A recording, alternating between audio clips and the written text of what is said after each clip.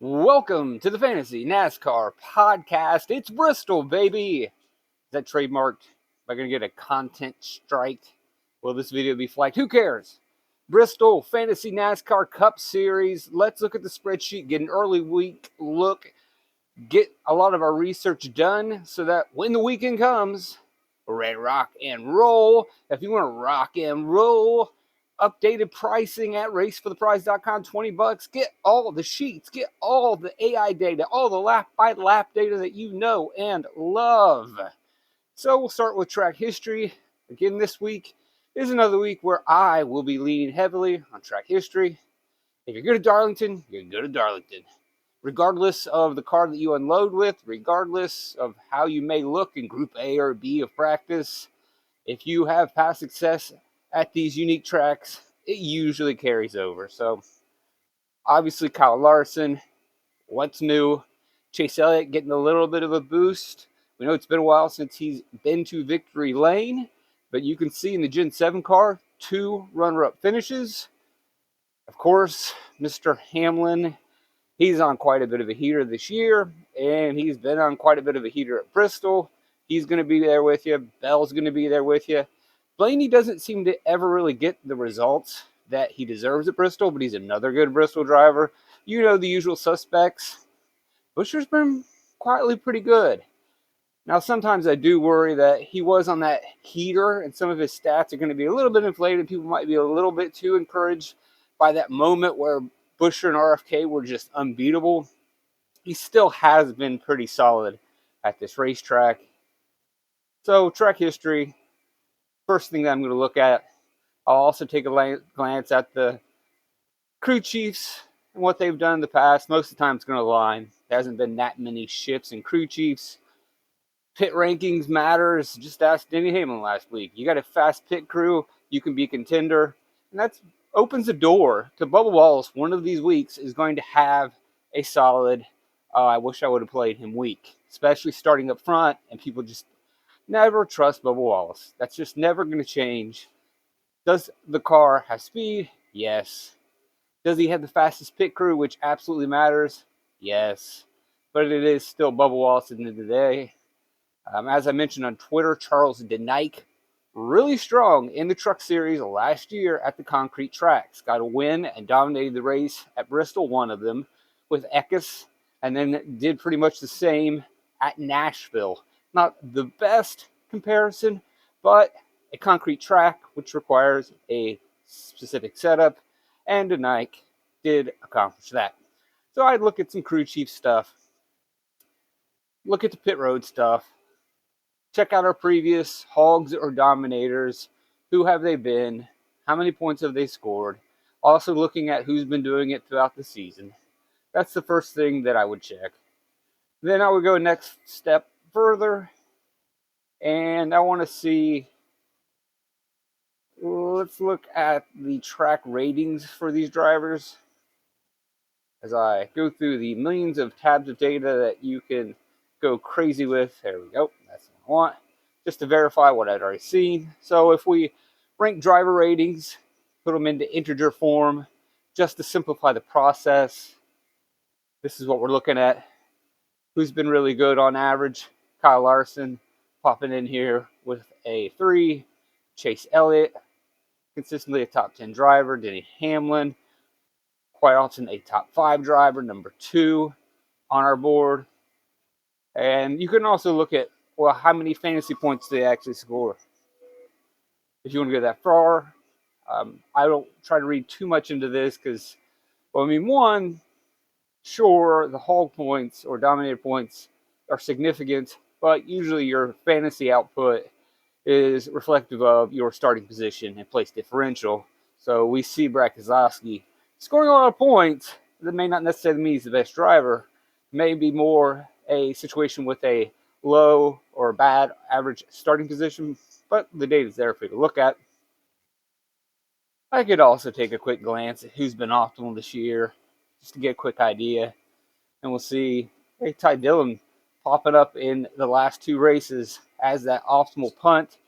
And I believe, once again, the way the series is going, the way that we are having to spend up for top tier drivers, and I don't think it's going to be any different, especially with 500 laps on the table. We're going to have to spend up for some of these big boys.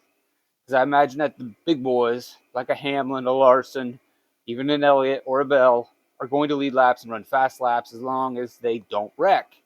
And if they all get their turn or opportunity to run laps, lead laps, run fast laps, then they're going to be optimal, which then is going to require you to make some sacrifices.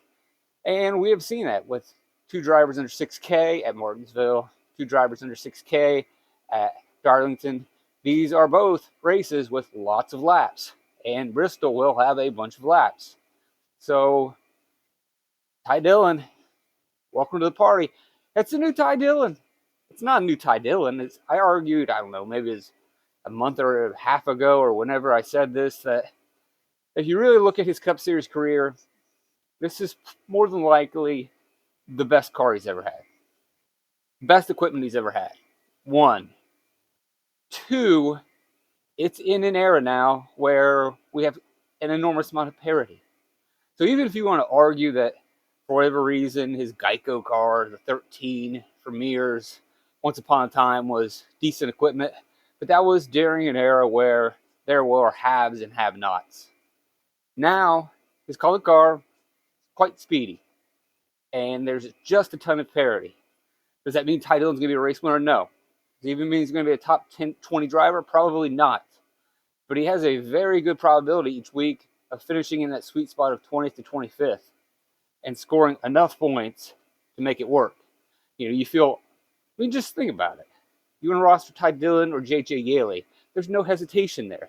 And you're getting them at the same price. That tells you all you need to know. Since we are looking at optimals, we probably should look at past track optimals at Bristol. And we can see our top 10 scores over the last handful of races. More importantly, we want to look at some of these optimal lineups. And so last fall, your build didn't have 2 guys under 6K, but you did get some drivers under 75, 3 for that matter, and then 1, 2, 3 up in your expensive range. You get Blaney with some place differential and also throwing in some hog points. But this would be a unique race because Kyle Larson basically ran the perfect race. Again, as I argued, 198 fantasy points. As I stated on Twitter, may have been, and we can look at actually the data, might as well. Since you're here, again, probably the best race of all time. Like, from a fan point of view, probably the worst, unless you're a Kyle Larson fan. But when you look at execution, it's pretty insane. And so I'll show you in terms of speed for Mr. Larson. We can look at every single lap and look at the times. Where we got this one at? Where is this sheet at? So many sheets. Oh, I know where it is. I put it up towards the front so I could find it. And then I didn't find it because I was looking in the back. So if we look at the actual lap times from that 500-mile Bristol night race, here's the unique thing, or what I really like. So if we average up his laps, and we're excluding the outlier laps and the pit time laps, on average, Kyle Larson was turning a 16.1. Next closest car to him, green flag lap-wise, was Chase Elliott at 16.147. Well, actually, no, it would be Christopher Bell at 6.142. So a difference of 0.04 of a second. So, well, that's just, okay, well, what's that mean? Well, now I'm going to run it for 500 laps, although it's technically not 500 laps because we're excluding certain laps, but we're just trying to make the math easy. Basically, if they were to continue these paces, if Larson on average is running a 16.1, and he does that 500 times, if Bell runs a 16.142 and he does that 500 times, that's a difference of 20.69 seconds. Well, what's that amount to? Well, if a lap is about, on average, I think 16.42, or what is the exact number? On average, we do 16.2 is what we're going to run. We run the average laps for everybody. We get about a 16.2. So he's a tenth faster than the average. Bell's 0.06 better than the average. Either way, we'll say that's an average lap time. Well, if he's 20.69 seconds back and a lap is 60.2, then if we just ran this thing green and we didn't reset the field for cautions, just say go, run, then Bell would have finished 1.3 laps behind Larson. He's the next closest driver. I mean, we saw in the Xfinity series at Homestead where Larson was getting ready to put the fifth place car a lap down. So that's kind of the visual here, is that everybody, this almost goes back to like when Petty was running ridiculous equipment and he was the only car in the lead lap and everybody else is out there in jalopies turning, winning races by like 7 laps. That's kind of what that race was like last year. We don't get that kind of domination in this series right now. Not with the way the equipment is, not with the, field resets and cautions, but you did last year in the night race. Same. So that's some of the data you can pour over if you want to look at all the different lap times and try to find people outside of Larson. Have at it. Let's go back to the optimal lineups. Again, looking for trends and names. So if we look at the spring race, we got one 6K, another under 7.5, and then we got some medium tier guys. Got a bunch of place differential, and we got hogs. Hamlin with 63 hog or dominator points, Ty Gibbs 55, and then Mark Truex Jr. another spin up option 23 plus the place differential, and then our value is place differential guys. We look at the fall from 2023, 1, 2, 3 hogs. Our third is also a place differential monster, and it's not a surprise. It's Kyle Larson starting in the rear. You take it, look at this, 100, 100, 100. And then, again, like I told you, if we're going to, your hand's kind of forced in this race. You want to spin up for Bell and Hamlin, who projected well, who look like they're going to lead laps, starting up front. Then you kind of got to gun your head with Larson. He's starting in the back. You got to play him. So then you say, well, what kind of money do I have left over? We're going cheapies. And they're not too surprising. They're guys that have been competitive and have done well in the past. And you take Yaley, and you're like, I don't want to take Yaley. Well, you can take Ty Dillon this week, but in regards to Yaley, we'll go back here and see 2022 in the Gen 7 car. He was also optimal. Does he score a lot? No, but you got 3 100s. So you can make this sacrifice and only get 26 points from him. And only get 23 points from him because up here you got 87, 45, 27. And again, it's some of these usual suspects. And then Brad Keselowski just slides in. Get Jones, cheap value play, double-digit place differential. Come back over here. Buescher surprising people. Probably shouldn't have been. That was that moment where he was really cooking. Brad Keselowski, his teammate, very affordable. He's a third hog. So ultimately, now it's not set in stone, but my general approach is I want 3 hogs. My third can also balance a little lower on the hog end, as long as he gets some place differential, as we see here with Larson. But obviously, you're going to need 2 guys who crush. And then the third guy can be a balance of those 2. And then with value, you're really just trying to save some money. Here we got Chase Elliott, similar to that Larson play. You got to get that place differential in. This lineup is a little unique because arguably Keselowski and Buescher were mispriced on that given week. So maybe, it depends on pricing, but again, I need 3 hogs. Probably like to spin up on 4 and take 2 punts. It's not set in stone, but I'm definitely going to go super cheap on one of my drivers. Beat a JJ Yaley, beat a Ty Dillon. Kind of go wait and see what place differential everything looks like. And let's just look real quick at some shorthand of who's been optimal. Larson 3 times, Elliott twice, Hamlin, Bell, Blaney, Keselowski, and then we see some pretty much spread out hogs. Our values are changing every single week. Not sure why Yaley's not popping up on there. Oh, he's not on the entry list. what I'm assuming, or maybe he is. We'll have to look that up. Another thing I might look at is, so this is last fall's race, and we've got it sorted by driver rating. Yes, it is.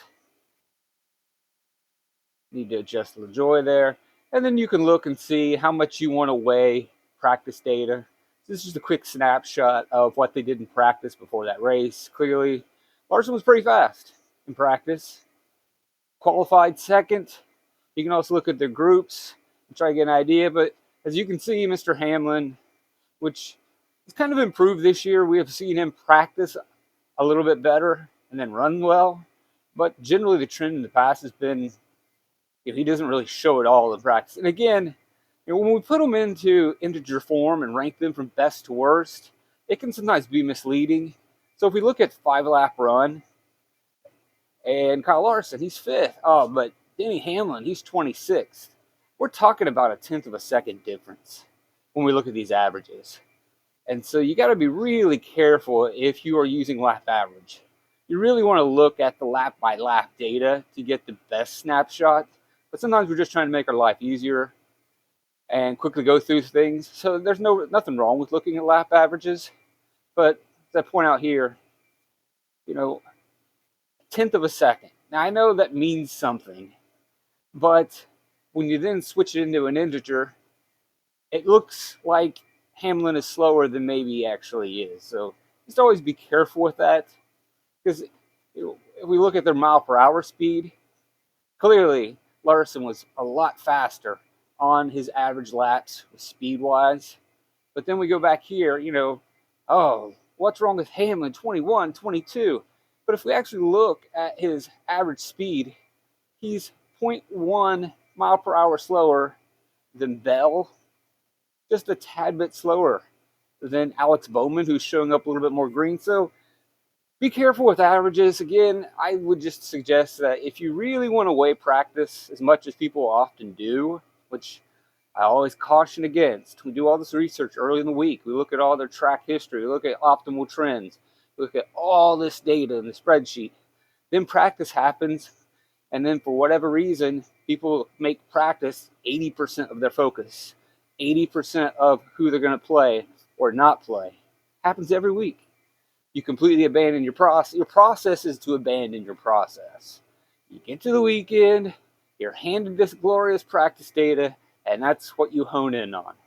And it's practice. What are we talking about? Practice. It's good, and I believe you should look at it, and I really encourage you to look at the lap-by-lap data and consider it. Consider the lap average is a little less, but look at it, but always be cognizant or conscious of how much are you weighing that. And you'll see that it's not, it is reflective of what they can do in a race, and it is predictive to an extent, but it doesn't tell the whole picture. There have been plenty of times, and you know this, where someone wasn't fast in practice, but they raced well, because it's the race. It's a lot different. You can go out there and hot lap your heart out. You can go out there and run clean, fast laps on a clean track, Group A or Group B. No one's really messing with each other. But then going into a race, it's a different style. People aren't just going to get out of the way. You can't just go out there and hot lap. And so it's racing.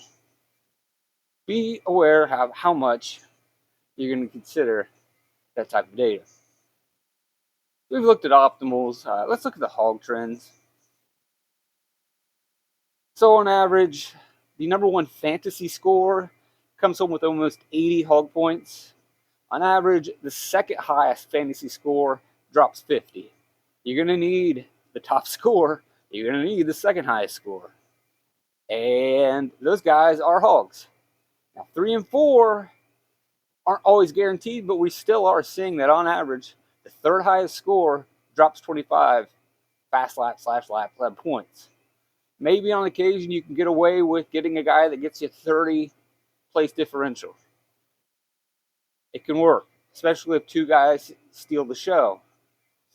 This is where it becomes not necessarily clear, but for sure you have to get 2 hogs in your lineup.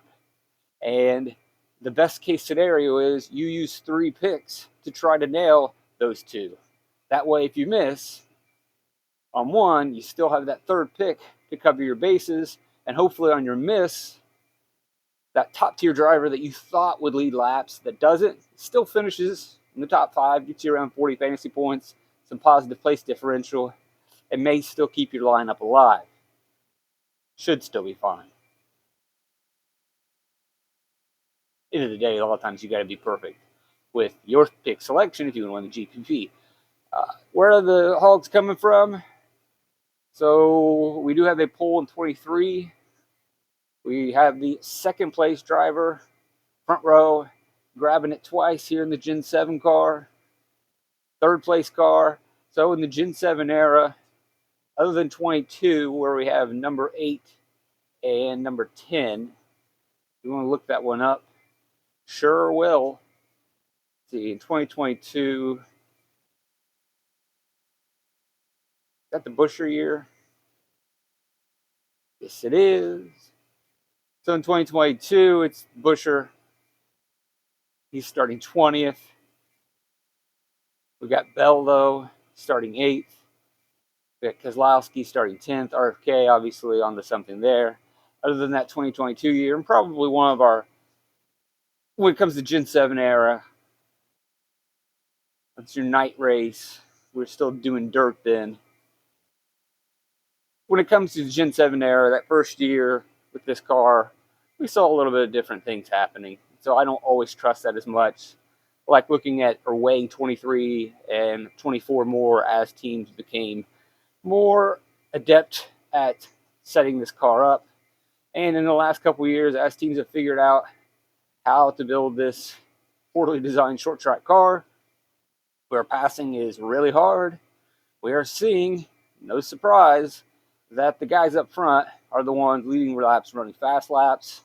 Not the biggest data size, but again, I think you're going to want to strongly consider taking the pole sitter as one of your hogs, front row guy. And then the next thing when I'm targeting those guys is I would probably like to see the who's who's. Kyle Larson crushed in this car. Gen 7 car, pretty strong. 21 running a different package, but still, Larson's always been great here. Hamlin, solid. Bell, even Gibbs. Gibbs past crew chief, is now Hamlin's crew chief, so that's a possible boost there. One thing that, I don't know if I've mentioned this, I probably have, because maybe people are going to see this Gibbs data and get excited. Not excited about Gibbs. That's a perfect opportunity. I got two guys here that I want to talk about their crew chiefs. Gibbs, Tyler Allen, excellent crew chief in the Xfinity series. Steps up now. I believe he's struggling to set up the Gen 7 car. He worked on a completely different car in the Xfinity series. Now he's in a very competitive field where he doesn't have a huge competitive advantage like he did last year, Gibbs, in the Xfinity series. Now he's kind of behind the 8 ball, and he's got to set up a car he's never set up before. And if you've watched some of the videos, Gibbs is often tight and doesn't like his car. I don't think Gibbs has necessarily lost his talent. It's just that, A, Gibbs is not in the Xfinity series anymore. He's not in a huge advantage. B, he's still young. And now C, think that his crew chief is struggling to set the car up. Speaking of crew chief struggling, Brad Keselowski doesn't have the same crew chief anymore. Lost his crew chief. He went over to Spire. What's his name? Blanking. Oh well, let it go. But his new crew chief, Jeremy Bullins, not good. There was maybe a brief moment where Bullins and Blaney were kind of okay, but that didn't last. And then Bullins bounced around with the Wood Brothers for a while. Now he's with Keselowski, and they're not good. Now maybe Keselowski showed a little bit in practice last week and ran pretty well at the beginning of the Darlington race. So maybe they're figuring some stuff out. But still, at the end of the day, Keselowski is not the greatest driver anymore. And we saw that in the race when he wrecked at Darlington. He's got to put together 500 perfect laps. I don't know if he's very likely to do that. All right, I think that's enough for this podcast. Well, one last thing that you can look at, 'cause there's so much data in this sheet that you can get at racefortheprize.com, Venmo, PayPal, or Cash App. You got some Bristol, Dover, Nashville advanced data in the sheet. You can look that stuff over. We look at some more traditional loop data, look at all these races. We look at, if we rank them by driver rating, obviously last year, Larson at Bristol, 150 driver rating, and seeing who's had some of the best races at these concrete tracks. That'll do it. Thanks for joining me. Triple Life's fantastic.